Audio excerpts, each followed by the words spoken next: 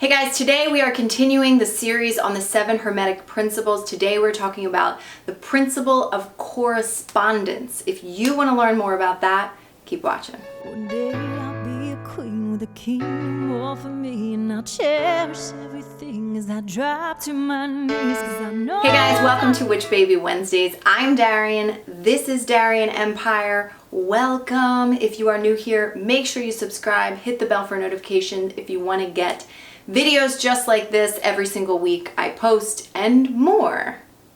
So this is the third video, this is the third one, right? About the 7 Hermetic principles. If you want to know what all of the 7 Hermetic principles are, I did a video kind of going through all of them. Last week's video was on the principle of mentalism.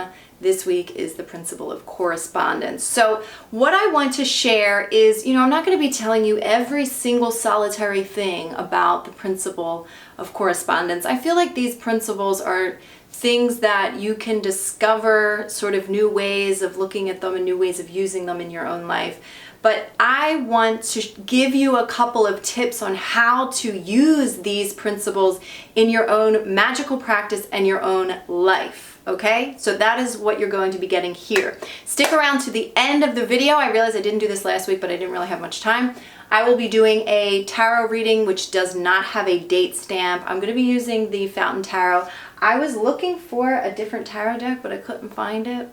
So this is the one I'm using. So stick around for that.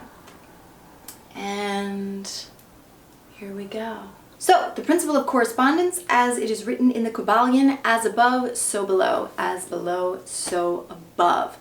So essentially what this principle states is that on every single plane of existence, right? We've got all sorts of different planes of existence, but if you think of it in ways that the human can kind of grasp, it's like mental, physical, spiritual, right? We have a lot more planes than that, but if you think of it like that, what it says is that on every single plane, there is a correspondence sort of on the next plane.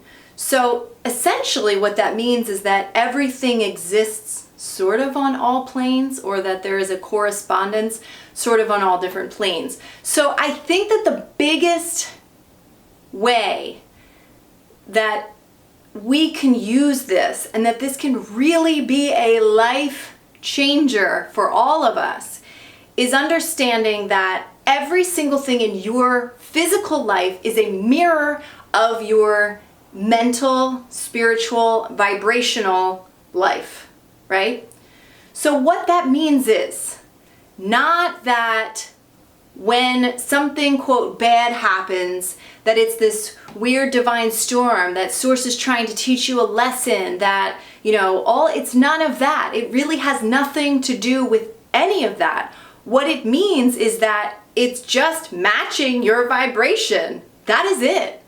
It's matching your beliefs, it's matching your thoughts, it's matching your expectations, it's matching what you're vibrating with, who you are in this moment, in your essence, right? Like not who your true divine essence is, but what are you vibrating with at this moment? That's what is manifesting itself. That is the physical correspondence. That's it. And so every relationship in your life is a reflection of you. So there's a physical correspondence for the mental plane, and sort of vice versa, right? So what you can do is when you see something happening that you don't desire, you can say, what thought of mine, belief, or expectation is creating that? So I think that we get really, really wrapped up. I do this too. I think that we've been so conditioned, especially in the spiritual world. Like, we gotta stop thinking that we're any better than anybody else, for one. People, all of us in like the spiritual, we're on a spiritual path. We don't really know necessarily any better than other people. I know that sounds like a little bit weird, but in the spiritual, let's just say for instance, in every world, in every plane of existence, there also is the law of polarity. So there's the good and the ugly, right? The good, the bad, and the ugly. On every plane. Now I'm getting into the law of polarity, which we'll talk about another time. But what starts to happen is in the spiritual community, we start to have these ideas that are actually limiting. And this idea that like the world is not in, that our universe, our personal experiences are not in our own hands, right? I talked about this last week, the principle of mentalism. It proves that our entire experience of this universe is in our own hands because it's in our own minds, right? We prove that. That's been proven by the principle of mentalism, and science has helped to prove a great deal of these principles as well. So with that being said, we can't, you can, everybody's more than welcome to do this, but it doesn't serve us to think that there is this higher realm or this being in the sky or whatever, this energy that we don't have control over how we experience it, or that, God decides to come through and like screw our whole lives up because God is testing us and yada, yada, yada. What that does is that sort of relinquishes our own responsibility for ourselves and our own experiences. It keeps us from asking the very important question, whoa, where were my vibrations when that happened? What did I do to create that? How did I create that? What was my thought process that made that occur, right? And so the moment we say, God is testing me, or, whatever, I'm in a divine storm, and trust me, I've done this too. I have to remind myself of this. No, wait a minute. That's not true. That's me relinquishing my own power, essentially. Like, when you relinquish responsibility, you relinquish your own power with it. And so if we as a whole don't take responsibility, what's going to continue to happen are things that are not in our hands. Things that are happening that we have no control over because we think we don't have any control over what happens in our lives. And so we're just going to, the universe is going to match that for us, right? Honestly, I think that the principle of correspondence is probably one of the most important and overlooked. It takes 100% responsibility to really take a hold and use the principle of correspondence for your benefit. You have to take 100% responsibility for every single solitary one of your own experiences in your life. Now, that doesn't mean take responsibility for other people's energies, yada, yada, yada, but it does say take responsibility for the way you experience other people. And the way, like, if I'm taking something personal because somebody said, like, that's on me. I need to take responsibility for that. And the fact that that person even came to me and said that means that I was on some vibrational wavelength to manifest that. Now, there's plenty of times where people say things to me that are not like in an alignment with or in agreement with me. Let's say that. There's plenty of times that people say that. And I can feel the sense of like, oh, good, this is a time to exercise my ability to create boundaries. That's a desire for me. I want that. It's like I called in that contrast so that I could practice having boundaries. But really, I want you guys to ponder on this one and allow this one to sink in. There is nothing in your personal experience that is not reflecting your internal experience.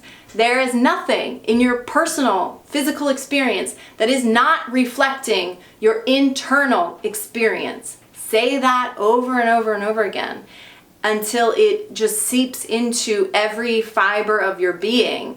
There is nothing happening on your physical plane, in your physical experience, that isn't happening in an internal experience. So know that. These two worlds are always mirroring one another. And not just these two worlds, but all worlds, all planes are all sort of mirroring one another, right? So that also pertains to those of us who want to go out and save the world or bitch about everything wrong with the world. honestly, those are actually the exact same thing. Whether you think that you're being positive because you're going out trying to save the world, or you're being negative because you're bitching about how everything's wrong with the world, both of these are under the underlying assumption that there's something wrong with the world. Right? And so a lot of times people like myself in the spiritual community, we think, oh, we're going to go save the world and, all these people need my help. And really, the only way to save the world is to save yourself because of the principle of correspondence. It's the only way. So, and also when you're trying to save the world from this, either save the world or bitch about the world, from this idea that there's something wrong with the world and like it's your job to go save it. I mean, how ridiculous is that? Honestly, like I used to think like that too. It's my job to save the world. I have to be a leader. Da, da, da, da, da. I mean, I think there's a difference between being a leader and saving the world, but I definitely had this idea that I had to go. I had this sense of responsibility to go and save the world. All I'm doing from that energy is creating more people that need me. So in a sense, I'm actually creating more of a destructive world, thinking that I need to go save it.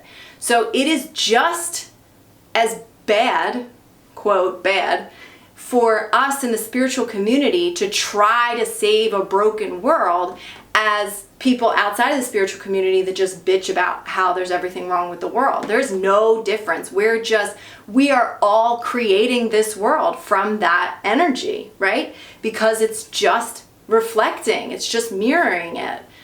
So the only way to save the world is to save ourselves. And essentially the only way to save the world by saving ourselves is to be saved. Be in the energy of already being saved. Be in the energy of the world already being saved. Being in the energy of, acting as if. That's it. That's the only way to do it. That is the only way to do it. That is the only way to do it. I'm probably going to be repeating myself a lot, law of correspondence. That is the only way to do it. It really is. And, I'm not saying to deny your urges to do what feels good to you to do, obviously. But a lot of times in the spiritual world, in the spiritual community, we don't realize that. Like we think that it's pure. We think that it's not from a place of ego, and all of that stuff. But and it really doesn't matter. We've all got ego. We've all got wanted and unwanted. It really doesn't matter. If you focus on how it feels good to whatever it feels good to do, like communicate with people and connect with people on a beautiful level, if you're coming from that energy, then beautiful, follow that energy. Like the best thing that you can do for the world is be happy. The best thing that any of us can do for our own lives and for our entire community and for one another, for our brothers and sisters and for our oneness and all of that is to be happy on a very personal, individual level. Not look happy, not have things look the way you think they should look if you were happy. I mean, genuinely to your core, be happy. And so a lot of times we try to overcompensate and fix the world to try to fix ourselves. And, that doesn't work because of the principle of mentalism. Everything is mental. So if we try to fix the outside, it doesn't work. It just doesn't work that way. So those are definitely some tips for how to use the principle of correspondence. And also this gets utilized in our spell work. So when we have specific spell ingredients, it's something that represents, let's say we want to work with fire. So we'll use certain colors that represent fire. We'll use certain elements that represent, we'll use a candle. Even if we don't light it, just having the candle there sometimes, sometimes we'll keep that on our altar, or things that we can burn, that will stay on our altar just to represent the four elements, or whatever. Sometimes we have certain herbs that have a certain correspondence, spiritual correspondence or magical correspondence connected to this physical herb. So what I really love about the practice of magic when using the principle of correspondence, it's that it feels to me like I am grounding my practice in the physical world. The fact that there's something that I can physically feel, touch, see with my own two eyes, it feels like I'm taking this, I've opened up these other planes and I'm really bringing it down into the physical world. And so it just really feels like I'm grounding my magic into the physical, taking it from these different planes and grounding it down. But of course, we have to start off with what is our intention first. What is the intention here? And a lot of times, like if we want the energy of source to come through, we've got to completely like cleanse ourselves. That's the whole purpose of cleansing yourself before you start practicing magic or before you start performing a spell. We have to really open ourselves up. We have to lose all these preconceived notions about what's going on in the world. We've got to quiet our minds. And what happens is we release all this resistance, and then we become this channel for otherworldly knowledge, right? So in that essence, we then become another physical correspondence for the spirit world, right? And so I think to blend that together is that, as witches, as magicians, our goal is to be this medium between the spiritual and the physical, or this medium between worlds, right?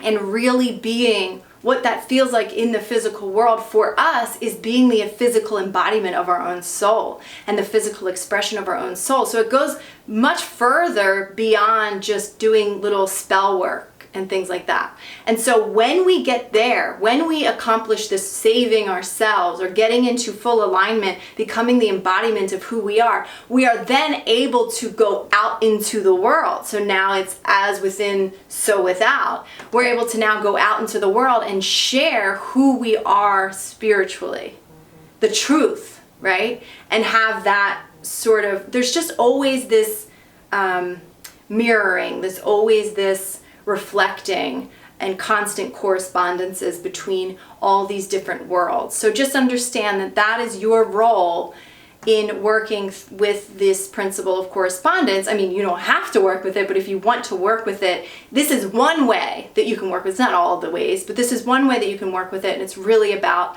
realizing that everything in your physical world is a mirror of you and vice versa. Got it? Okay, so let's get a reading going. If you are watching this when this first comes out, we are in eclipse season in July. And we are about to, in a couple of days, we're in a Mercury retrograde, and we're about to, in a few days, have our lunar eclipse, which is the second and the last of this eclipse season. So, we've got a lot going on. But of course, this is not date stamped. So I'm just going to ask you, if you would like to receive this guidance, to just take a nice deep breath.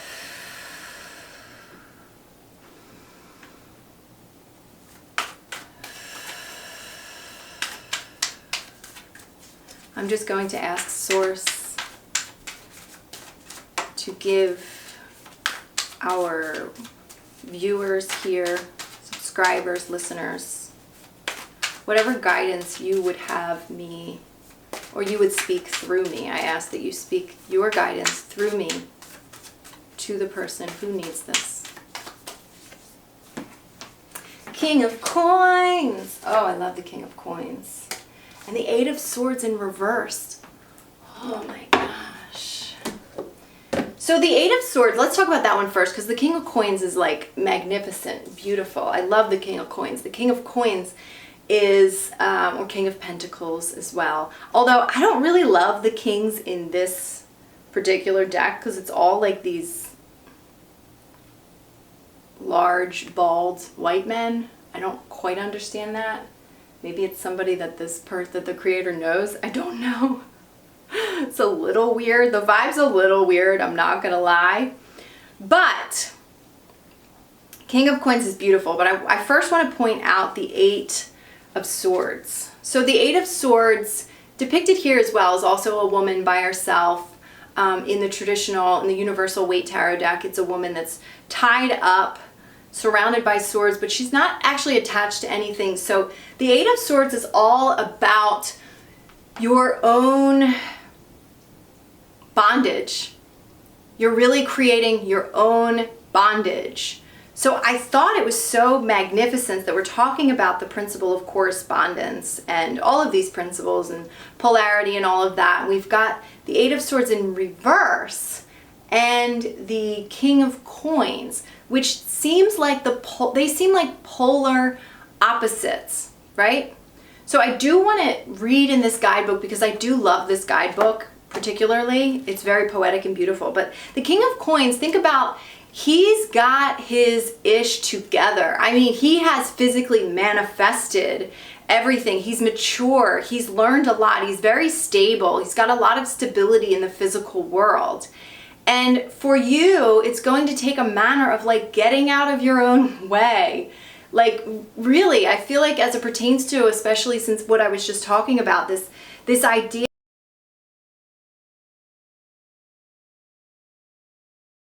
All right, so thanks to good old Mercury retrograde, the video just completely cut out and I didn't even realize that happened. So I went to like edit the video and then realized that it just cut out. So I had to come back and finish the rest of the video.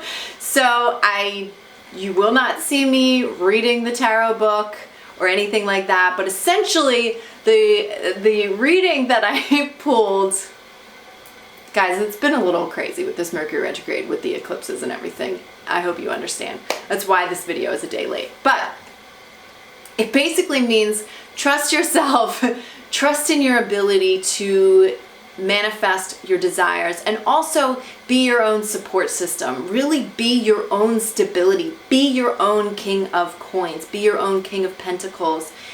Support yourself abundantly, you know? And trust yourself. So no longer are we keeping ourselves in victim mentality. No longer, you know, we talked so much in this video about taking full responsibility for your life, your experiences, your manifestations, and how your life is going. And it really, I mean, something that I was working on personally before I was shooting this video, or actually after I was shooting the video, and then I had to come back, you know, whatever.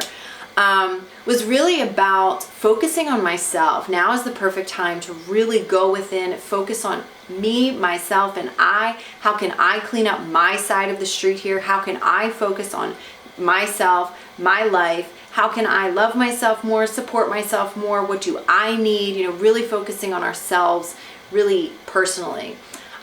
So that is it. With that being said, thank you guys so much for your patience. Thank you for watching this video, and I will see you next week. If you haven't already, be sure to subscribe and hit the bell for notifications so that you get next week's video. And we will still be in Mercury retrograde, right? I'm pretty sure. Yep, we got a couple more weeks. Wish me luck. I'm sending you all so much love during these eclipses and retrograde. Oh, and make sure that you check me out on Facebook. I always do Facebook Live tarot readings. And of course, I'm always doing like personal tarot readings on my website at DarianEmpire.com. Go check that out. I have lots of amazing things going on over there. I really think that I'm going to be doing a lot more to kind of bring the audience over there because there's just so much going on there. All the time. I have lots of services, I have lots of music and all sorts of things that I offer over there. So go check that out. Check me out. I will probably be live on Monday around the afternoon, my time, which is Eastern time. So like 3, probably around 4 p.m., 4:30 is usually the time that I go on Mondays, Eastern Daylight Time. All right, guys. Sending you so much love, and I'll see you next time. Hey guys, thanks for watching this video. If you liked it, be sure to give it a thumbs up. And if you want to connect with me outside of YouTube, head on over to my Instagram to say hello, watch behind the scenes stuff, and check out any special announcements that I might have going on. Now, if you haven't already, head over and watch one of these awesome videos and subscribe to the channel. I'll see you on the next video, guys. Where my dreams come in and take me away to a better